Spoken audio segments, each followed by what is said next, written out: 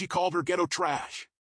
2 words, whispered in the velvet confines of a Scottsdale fundraising dinner, meant for the ears of the elite, the powerful, the in-crowd. But those words, dripping with casual contempt, didn't just stay behind closed doors.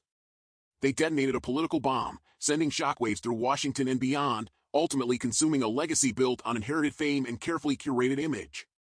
How did a throwaway insult from Ivanka Trump, a woman accustomed to controlling every narrative, become the very weapon that dismantled her own influence? How did it launch Congresswoman Jasmine Crockett from a rising star to an undeniable force, leaving even her fiercest critics speechless? This isn't just a story of political sparring, it's a brutal, unvarnished look at what happens when privilege collides with raw, unapologetic truth. If you believe the truth needs to be told, if you're tired of the powerful hiding behind closed doors, then smash that like button, subscribe to this channel, and hit the notification bell. Because you won't want to miss a single, explosive second of how this quiet insult turned into a national reckoning. On one side, the gilded cage of Ivanka Trump. A name that echoes with dynastic power, a brand meticulously crafted from designer clothes and polished smiles. She arrived late to the exclusive Silver Leaf Club in Scottsdale, Arizona, radiant and seemingly untouchable, gliding through a room filled with high-net-worth donors and Republican strategists. This wasn't just a fundraiser, it was a soft launch, a testing of the waters for a political future she clearly envisioned. Her world was one of controlled narratives, where inconvenient truths were swept under the rug and dissent was muted by privilege. She believed herself insulated, her words confined to the echo chamber of her allies.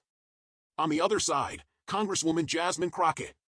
A firebrand from Texas, a legal mind forged in the crucible of federal cases, and a voice that refused to be silenced. She operates in a different arena, one where authenticity is currency and every word is scrutinized. This wasn't just about 2 individuals, it was a collision of 2 Americas. The opulent, guarded world of inherited power versus the gritty, hard-won reality of a black woman from the South who dared to challenge the status quo. The stakes were higher than just political capital, they were about the very soul of a nation grappling with its past and present.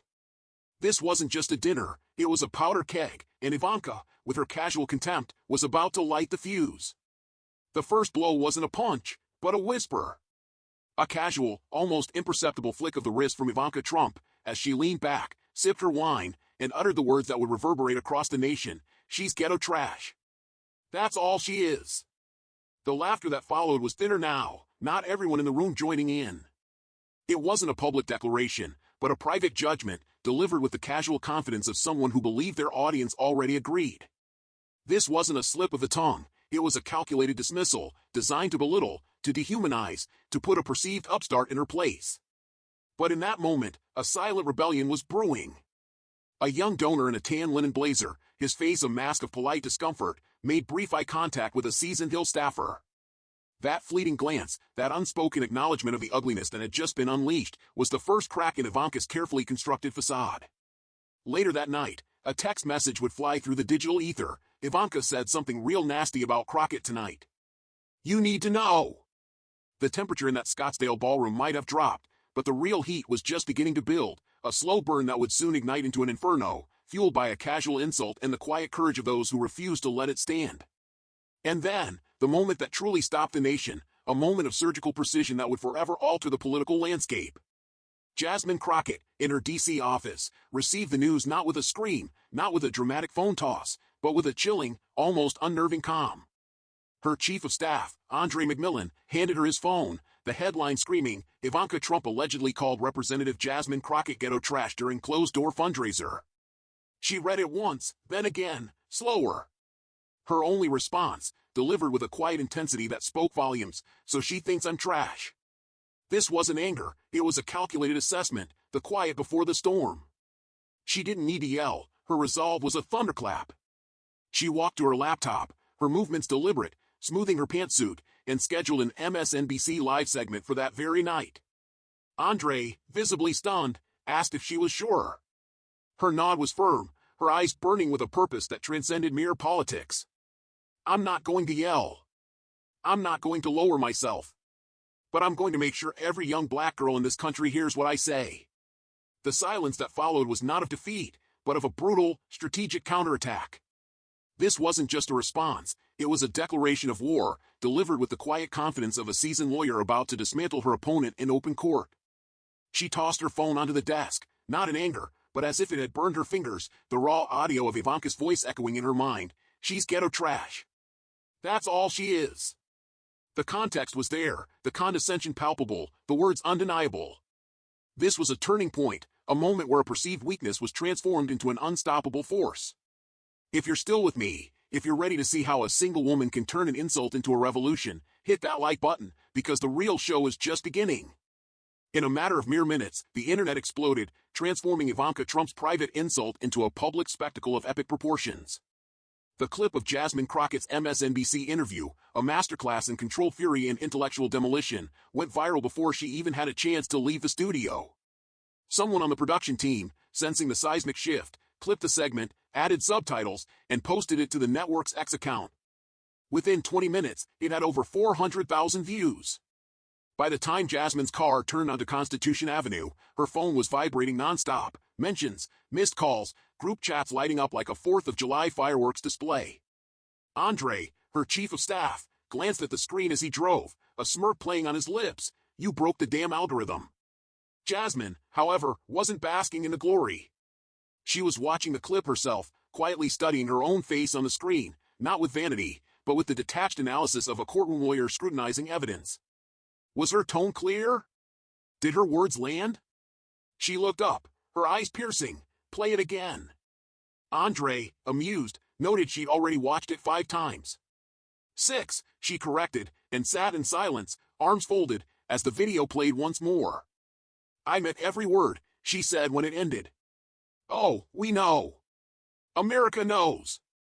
By morning, the clip had amassed over 3.8 million views. Celebrities reposted it, professors cited it in their lectures, and political analysts, usually prone to hyperbole, called it measured and razor-sharp. But something far deeper was happening. People who rarely engaged with politics were paying attention. In a South Dallas classroom, a middle school teacher played the segment to a group of 13-year-olds, asking, "What do you think she means by they can't keep the door closed anymore?" In an Oakland barbershop, the video played on a loop, one man declaring, "This ain't just politics, this is about how we're seen, all of us." In Grand Rapids, Michigan, a retired postal worker named Lorraine Winfield sent the clip to her church group with a simple, powerful message: "We should talk about this Sunday." For every supporter, however, came a torrent of hate. Jasmine's inbox became a cesspool of racist insults, mocking memes, and the predictable string of messages demanding to know why she was playing the victim. She deleted most of them, but one DM stopped her cold. It was from a woman in Fort Myers, Florida. "I used to vote red, but the way you spoke, calm, clear, real, I've never heard anyone talk like that on TV before. You didn't back down. I think I needed to see that. Thank you." Jasmine showed it to Andre, a flicker of hope in her eyes. "You think she's real?" He nodded. "People like her are out there. They're just quiet until something wakes them up." It wasn't just voters who noticed. On Capitol Hill, her fellow representatives, many of whom had maintained a cautious distance in public, started texting her privately. Some sent clapping emojis, one simply wrote, "That was fire." But the most shocking response came from an anonymous Republican staffer, a burner email that read, "We've heard worse in rooms like that. You're not overreacting. Stay loud." Back in Jasmine's office, Andre began sorting through interview requests. "CBS wants you on their morning show," he said, scrolling, "NPR, even BBC." "I'm not doing a media tour," she stated, her voice firm. One appearance was enough. Andre raised an eyebrow. "Seriously?" "Let the clip speak," she replied. "I said what needed to be said. If I keep explaining it, people will start picking it apart." He paused. "So, what do we do now?" "We wait," she said, walking to the window, her gaze fixed on the Capitol steps where protesters were already gathering, holding signs that read, "We are not trash and speak loud, stand tall." "And we listen. I want to see who stays quiet, who tries to twist it, and who shows up when it counts." Andre slowly shut his laptop. "You realize Ivanka still hasn't said a word?" "I know," Jasmine said, a faint smile touching her lips. "That's silence. That's not power. That's strategy. She's waiting to see if it dies down." Andre leaned back. "Think it will?" "No," Jasmine said, her voice a quiet force. "Not this time." The public praised her strength, but in private rooms across D.C., nerves began to fray. The Trump camp was feeling the heat. By Friday afternoon, it was no longer just a trending clip, it was a national conversation.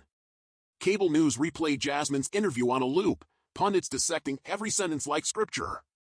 Conservative talk radio dismissed it as a publicity stunt, but even some couldn't deny her composure.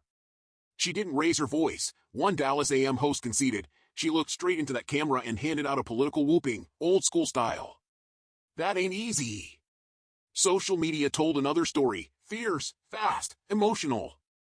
Hashtags like hashtag we're not trash, hashtag Crockett claps back, and hashtag how to speak loud stand tall trended for over 24 hours.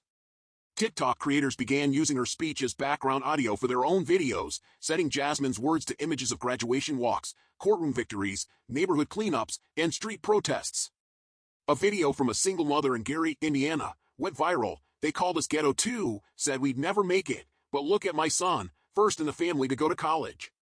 Representative Crockett, she speaks for folks like us. In Los Angeles, an artist painted a mural on the side of a laundromat featuring Jasmine's face and the quote, "If I'm trash then America's had a sanitation problem since 1776. Someone else printed it on shirts, and just like that, a movement had a tagline. But the impact wasn't just cultural, it was financial. Jasmine's campaign donations tripled in 2 days, grassroots money flooding in. $10 here, $50 there. One woman from Minneapolis donated $3.17, leaving a note that read, "It's all I had left after rent, but you're speaking for me." Even more surprisingly, 2 longtime Republican donors, both tech entrepreneurs based in Colorado Springs, sent public messages saying they were reconsidering their support of the Trump family. One wrote, "When language like that goes unchecked, we all lose." Inside Republican circles, panic set in. Calls were being made fast. At a closed-door meeting in Palm Beach, a senior strategist snapped at staff, "Why the hell did she say it in the first place? Even thinking it is bad politics, but saying it at a table full of donors?" No one had an answer. Ivanka remained silent, her social media posts, pre-scheduled and glossy, continued without interruption. No mention of Jasmine, no denial, no apology. The silence was louder than the slur. Meanwhile, back in Washington, Jasmine avoided the cameras. She didn't call another press conference, didn't flood her timeline. She went back to work, briefings, committee hearings, constituent calls, as if the world hadn't tilted. But that didn't stop people from finding her. At a coffee shop near the Capitol, an older man approached her while she waited for her order. "You Crockett?" he asked. She nodded cautiously. He held up his phone, the video paused on her face. "Watched this last night. 3 times. You made me think about my own daughter. I was proud of you." She blinked, caught off guard. "Thank you, sir." He tipped his head. Make him uncomfortable. That's how change starts. Back at the office, Andre was still sorting through emails. "You've got over 23,000 unopened messages, and that's just today. Filter by anything with a name and an organization," Jasmine said. Andre scanned the screen. "You want the high-profile ones?" "No," she replied. "Give me the teachers, the single moms, the ones who never write to anyone except this once." Jasmine had always known politics was performance, but this felt different. She wasn't building a brand, she wasn't chasing viral. She had struck something older, deeper, a nerve America kept pretending didn't exist. That night, as Jasmine walked home alone, her heels clicking against the pavement, a group of young people standing on a corner started clapping as she passed. She waved, humbled, but she didn't stop. She didn't have to say a word. But as her influence swelled, Ivanka's silence was no longer a strategy, it was starting to look like surrender. The weekend came and went without a whisper from Ivanka. No public statement, no press conference, no denial. She posted a photo with her kids at a beach in Malibu, smiling, with the caption, "Grateful for this beautiful weekend." The comments under it told a different story. Thousands poured in, apologized to Jasmine Crockett. "Ghetto trash, is that what you think of all of us? This isn't going away." Her team shut down replies within hours, but the screenshots lived on. By Monday, the silence wasn't just awkward, it was actively hurting her. Even allies were starting to squirm. At a Republican fundraising brunch in Charleston, a longtime donor was overheard telling a colleague, "This would have blown over if she just owned it," or at least said something. Behind closed doors, Ivanka's advisors were split. One group pushed for an immediate denial, another urged her to double down, to say the leak was fake, that the audio wasn't her. A third group said to wait it out, let the media move on. Ivanka, she didn't like being told what to do. She believed the Trump name still held enough weight to outlast the moment. She had weathered scandals before, her father had survived worse, hadn't he? But this was different. The insult wasn't about policy, it wasn't about taxes or immigration. It was personal, dismissive, loaded with history. The kind of language that cracked something open, and once open, it couldn't be ignored. In the meantime, Jasmine stayed silent too, on purpose. Reporters camped outside her office. She waved but said nothing. When asked if she had anything more to say, she smiled once and replied, "Watch the clip again." The balance of power had quietly shifted, and Ivanka, whether she saw it or not, was losing ground with every hour of silence. Fox News tried to run cover. One anchor claimed the leak was a Democratic fabrication, but viewers didn't buy it. Because the audio sounded too real. Because Ivanka acted too guilty. Because silence in a scandal is rarely neutral. By Wednesday, the silence was cracking. A statement finally dropped, buried in the third paragraph of a newsletter from a Trump-adjacent political action committee. No signature, no name, just, "We do not believe that divisive rhetoric, alleged or real, represents the values of our donors, our candidates, or our movement." It didn't mention Jasmine by name. It didn't acknowledge the words ghetto trash. And it definitely didn't come from Ivanka's account. It made things worse. Late that night, journalist Denise Tran tweeted, "If silence is strategy, this is a losing one." Even conservative columnist Bryce Yates, no fan of Jasmine Crockett, wrote a brutal op-ed, "Ivanka Trump's calculated quiet is less about restraint and more about cowardice." She had a chance to respond with grace. She didn't. She had a chance to apologize. She didn't. In doing nothing, she's made her insult feel not just real, but rehearsed. The pressure mounted. Donors began to question the optics. Polling groups reported that suburban women, the very base Ivanka once courted, were turning cold. A whisper campaign began, maybe she should sit this election cycle out. Meanwhile, Jasmine's silence wasn't passive, it was surgical. She gave no interviews, issued no follow-ups, let the clip breathe. Each time someone reshared it, the moment got bigger, and Ivanka smaller. By Thursday, the New York Times ran a feature titled "The Power of Saying Nothing When You've Already Said Enough," complete with a side-by-side photo of Jasmine at the MSNBC desk and Ivanka walking briskly past reporters. That same morning, Jasmine walked into her office to find a note slipped under her door. It was written in blue ink on lined paper, folded neatly. She opened it. "I've worked in Republican fundraising for 15 years. I was in that room. I heard her say it. I'm sorry I didn't speak up sooner, but you handled this with grace. You changed more minds than you know." It wasn't signed. Jasmine folded it back up and tucked it into her desk drawer quietly. She didn't smile. She didn't cry. She simply looked out the window and said, "It's turning." But what she didn't know yet was that a storm was coming for Ivanka's donors, and it wouldn't be quiet either. By the time Friday afternoon rolled in, the real shift wasn't happening online, it was happening in spreadsheets and conference rooms. Two major donors from Austin pulled their pledge $500,000 from an upcoming Trump-affiliated gala in Miami. Quietly at first, no press release, just a call to a campaign finance director with a simple message, "We're out." No explanation needed. But it didn't stay quiet for long. An insider from the PAC leaked the drop to Politico, which published a short piece titled "Funders Begin to Distance Themselves from Ivanka Trump." The headline alone was enough to spark panic. By Saturday morning, Jasmine's name wasn't just trending, it was raising money. Her campaign staff couldn't keep up with the donations. Every time they refreshed the dashboard, the numbers climbed.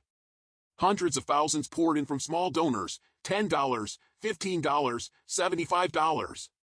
A few gave more. One retired judge from Spokane donated $12,000 and wrote, "I saw how calmly you handled disrespect. That's leadership. That's presidential." Jasmine read that one out loud in the office. Her staff cheered. She didn't. "Too early," she said. "We've got more work to do." But it wasn't just money, it was faces, voices, attention. At a community event in Toledo, Ohio, a woman approached Jasmine in the middle of a Q&A. "I don't have a question," she said into the mic. "I just want to thank you. My daughter's 11. She saw your clip. Now she's walking taller." Jasmine nodded, lips pressed tight. She blinked hard but didn't speak. The crowd filled the silence with applause. Back in Washington, Ivanka's team was bleeding phone calls. Donors wanted clarity. Would she apologize? Was there a denial coming? Should they go public in support? But Ivanka refused to give them a clean answer. Her strategy had always been control the message, the access, the headlines. Now the headlines were writing themselves, and the donors were restless. At a closed-door event in Phoenix, an oil executive pulled his $1 million pledge, citing unforeseen complications. The floodgates had opened. The insult, meant to diminish, had instead become a catalyst, exposing the cracks in a foundation built on arrogance and privilege. The story of Ivanka Trump and Jasmine Crockett wasn't just a political scandal, it was a cultural earthquake, a brutal lesson in the power of words, and the even greater power of those who refuse to be silenced. This wasn't just a moment, it was a movement, and it was just getting started. If you're finding this deep dive into political warfare as captivating as we are, make sure to hit that like button and share this video with everyone you know. The more people who understand the true dynamics of power, the better. And trust me, you won't want to miss what happens next. But this was never just about a single insult. It was a brutal, public dissection of the fragility of power when confronted with raw, unyielding truth. Ivanka Trump, accustomed to a world where her words carried weight and her image was meticulously controlled, made the classic, fatal mistake of underestimating her opponent. She believed her privilege, her family name, and her carefully constructed bubble would shield her from consequences. Instead, she paid the price in real time, not with a public apology, but with a silent, devastating implosion of her carefully crafted image. Her refusal to acknowledge, to apologize, to even address the controversy, became a strategy of cowardice, a glaring testament to her inability to navigate a world beyond her gilded cage. Jasmine Crockett, on the other hand, didn't just respond, she redefined the rules of engagement. She didn't descend into the mud, she elevated the conversation, exposing the historical weight behind words like ghetto trash and turning an insult into a rallying cry for millions. This moment won't just define her career, it will redefine how America views power, race, and authenticity in politics. The financial impact was immediate and undeniable. Jasmine's campaign donations tripled, grassroots money flooding in from everyday Americans, proving that the people were ready to invest in a different kind of leadership. Even longtime Republican donors, the very pillars of Ivanka's world, began to publicly reconsider their support for the Trump family, writing, "When language like that goes unchecked, we all lose." The pressure mounted, and Ivanka's calculated quiet, once a shield, began to look like a desperate attempt to weather a storm she couldn't control. The New York Times, a bastion of journalistic integrity, ran a feature titled "The Power of Saying Nothing When You've Already Said Enough," complete with a side-by-side photo of Jasmine at the MSNBC desk and Ivanka walking briskly past reporters, a stark visual representation of the shifting power dynamics. The silence wasn't just awkward, it was actively hurting her, proving that sometimes, the loudest statement is made without uttering a single word. This wasn't just a political skirmish, it was a cultural earthquake, exposing the deep-seated prejudices that still simmer beneath the surface of American society. Jasmine Crockett didn't just win a debate, she won a movement, and in doing so, she forced a nation to confront its own uncomfortable truths. In the end, what we witnessed was more than a debate, it was a reckoning. A brutal, public lesson in the power of words, and the even greater power of those who refuse to be silenced. Ivanka Trump's silence, once a strategic shield, became her undoing, a testament to her inability to adapt to a world that no longer tolerates casual contempt. Jasmine Crockett's quiet strength, her unwavering resolve, galvanized a nation, proving that authenticity and courage can indeed triumph over inherited privilege. This wasn't just a political scandal, it was a cultural earthquake, exposing the cracks in a foundation built on arrogance and privilege. It forced America to look in the mirror and ask itself, who truly belongs in the room? And who has been doing the real work of taking out the garbage? But what do you think? Did Ivanka deserve this brutal public demolition? Was Jasmine Crockett's response a masterclass in political strategy, or a necessary act of defiance? Let us know your thoughts, your raw, unfiltered opinions, in the comments below. Your voice matters in this conversation. And if you want to keep seeing power confronted, the truth unveiled, and the real stories behind the headlines exposed, then subscribe to this channel and hit that notification bell. Because the next bombshell could drop at any moment, and you won't want to miss it.